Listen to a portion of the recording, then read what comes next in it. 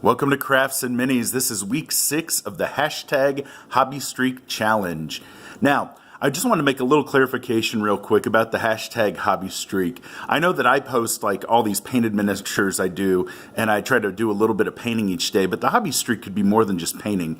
You could be converting miniatures, you could be making terrain, you could be developing your campaign, you could be playing games, which for a lot of people is the point of this whole hobby, is to actually put the stuff on the table. So I don't want it to sound like it's that restrictive. You know, I'd love for more people to join in with hashtag Hobby Streak. The cool thing with it is if you're on some social media, just to share that hashtag so other people can find you and see what you're doing in the hobby. And I think it's just a cool way to keep us connected, keep us all encouraged, and keep just motivated, you know, to keep pressing on, because I know it can be a little tough sometimes. Most years, I have not had the type of production in the hobby that I'm having now with this hashtag Hobby Streak. And you can see before you week 6. Now, even though there's not as many models in this week as some of my previous weeks, I'm really proud of this week. First of all, Christmas was during this week, and that meant that, you know, even though there was time off, and I got some work done, there was some great time with family and other responsibilities, and it was just really cool to still be able to do a little bit of hobby during that time. And during this week, I'm really proud too because of some of these models. So I want to just take you around the world and show you some of these models. On the right here, you see a converted model. Now, this is from a Reaper miniature, their take on Orcus. And this is my take on an avatar of Orcus. And you can see he's grungy. He's got this white hair, which is really cool. But the original model actually had wings on its back that I filled in and then did this putty work with green stuff to do hair. If you're going to do green stuff work, fur hair is super easy. You just make little choppy marks with your hobby knife in the green stuff until you're happy. And it can dry brush up really well, paint up really well. This guy's really gross. He's got all the pimples everywhere. And the other thing is he had a tail coming out and that left a huge gap. So I had to green stuff that up. And I think he turned out really well. And I entered this into a little painting contest. If you're not following Michael Mordor on YouTube and Twitter, you need to be. The Goblin King is awesome. A great community of painters, especially for Dungeons and Dragons, and just a lot of encouragement, a really fun community. And every month he hosts a painting contest for Reaper miniatures or Mantic miniatures. So this is my entry for December. The results are still to come. I mean, I'm happy with it for the tabletop. I put a little more effort into it than I do for normal miniatures that go on the tabletop. And we'll just see. I really had a good time, and I really appreciate the Goblin King for setting up that contest and just uniting so many folks in the hobby. So that was a lot of fun. Also, I got some miniatures done for use in Rangers of Shadow Deep. Now, you'll notice on these, I'm not happy with the bases yet. This guy, I actually had to do some weird work because his base wasn't textured before I primed him. So I'm trying. And remember, I haven't dull coated these yet and put on the grass tufts because of the weather of where I'm at. But this is a really cool old miniature from the game Confrontation. And these metal miniatures were a lot of fun and had a ton of character. And then I have this Ranger for Rangers of Shadow Deep, which was a blast to paint. I actually converted him, just a little conversion, took off like a chain weapon in his hand and put on this shield. And it's a miniature from Privateer Press. Victor Pendrake, I think his name is. And he works out really well as a Ranger because look, he's got a bow and quiver on his back with the shield and the sword. And he's my character in Rangers of Shadow Deep. And that's a lot of fun. Also, one of my favorite miniatures of all time from Privateer Press is this Kayazi Assassin Boss.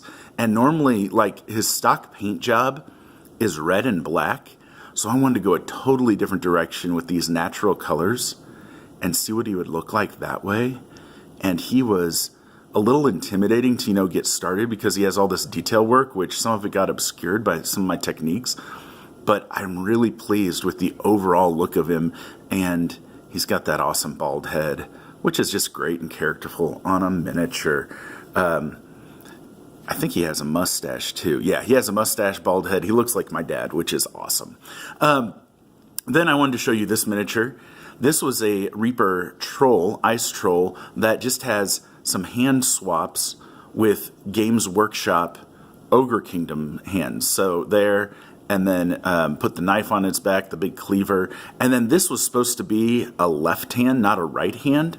But I put this extra bit covering up the fingers so you can't tell which hand it's on, and it works out fine. Now, what's interesting about doing swaps is sometimes you just have to go with it, even if it doesn't work exact. Like if you notice these guys' feet, he has 3 toes. Now, most creatures, if they have 3 toes, they're going to have like 3 fingers, which the original sculpt, I believe, did have. But the ogres have 5 fingers, so he's a 5-fingered, 3-toed dude.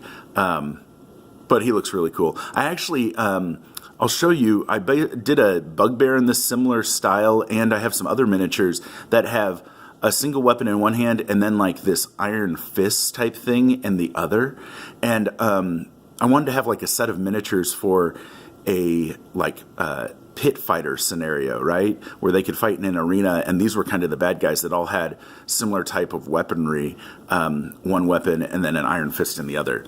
Now, these last 2 miniatures are a lot of fun. First of all, this big old guy. Oh my goodness gracious, look at that. This is from the company Ultra Forge, and I can't remember if I got it online on eBay or at the War Store, because I know the War Store stocks these. But he was a ton of fun to paint. You see the rusty cleaver he's got there, that axe. And I was really pleased with the spine work here. That was done with a bone color, originally. Like at the tips here, you see that. And then like an Ogre and Flesh wash from GW, an older wash, but I just love that it's a little more pink. And then, the darker washes there. And you just build those up until you get something you're pleased with. And I'm really pleased with this guy. I tried to do like some rusty effects on his armor as well. And then I covered it up over all the armor after I did the rust effects and used the silver and a darker wash and all that with Tamiya smoke. Or Tamiya, I don't know how to pronounce it. But that is this clear color that works really well on metals. And I remember Mike McVeigh, I think, and it might have been in the original War Machine rulebook, there was a little hobby section on how to paint up your Warjacks, talked about Tamiya smoke over like the engines of the Warjacks. And I've found that over the years to be so fun. They have other great colors. I know my man, Nick over at Nick Crafts, or Crafts Nick, I think it's Crafts Nick, he's the best. He just used some Tamiya blue clear color in one of his crafts, and I was sharing with him, you can add this smoke to your blue, to your red, to your orange, to your yellow to make a darker clear coat. And it just behaves differently than other washes. And that's why I just got to encourage you. Experiment. Try different brands. See what works for you. Just because other people say something's great and popular doesn't mean that it's going to work the best for you. And that's why I just wanted to encourage you to check that out. Now, I tried to do a little complementary color with the orange rust with his blue loincloth there. And you see, I didn't do a lot of detailed work on his face. I know, I didn't paint the eyes differently, but his eyes are weird. It's almost like, I don't know, they're almost too detailed for eyeballs. And so I thought just leaving them like that was good enough. And if you remember, the motto out there is done is beautiful. And it certainly is beautiful. This final piece is a lot of fun. I can't wait to clear coat it and get some tufts of grass on it. This is a Goblin King. Now, I already mentioned Michael Mordor. I actually am going to go send this out to him because he's been such an inspiration. But this is a miniature that you might not have seen. You probably have seen the Games Workshop Goblin King in their line for The Hobbit. This is actually from HeroClix. This is a repainted HeroClix Goblin King. And you see I did all these different work on his skin tones, which that's so much fun. I'm just getting into that, right? Like I had the greenish tones that I worked up on a couple different layers, and then I started working in this brown color, right? Especially on like where the joints are in the bottom of his belly, anything that would kind of rub his knees, might get dirty. And then I really went a little gross with the pimples and made them kind of reddish brown around the pimple areas. And I love his little crown. And, he's got heads that I didn't detail that much there. that are hanging off. Sometimes a little less detail so it doesn't draw the eye to stuff that you don't want it drawn to is good. And just for Michael, look at that. I painted the eyes. And that's just a reminder, only paint the eyes if it makes you happy. I did enjoy painting the eyes on here, and I actually tinted them a little red, you see, which worked out really nice. And then, pro tip, if you can blackline a little bit on some things like I did between the crown and his head, and then around the bottom of his eye there, it makes things stand out, especially from a distance. It's really cool to, when appropriate, to do some black lining. And I did that with P3, Privateer Press's line of coal black. So this is just an encouragement to you. You don't have to do a ton of work every week. Just do a little. And I'm just really happy about what I was able to get done this week. I look forward to being part of painting contests. And these were the Rangers of Shadow Deep guys were the guys I said I'd paint in the week for Michael Mordor's little Goblin Paint Challenge also. So just a shout out to all those other goblins doing the paint challenge. But I just hope you're having an awesome day. Do a little something in the hobby today and go get after your hobby.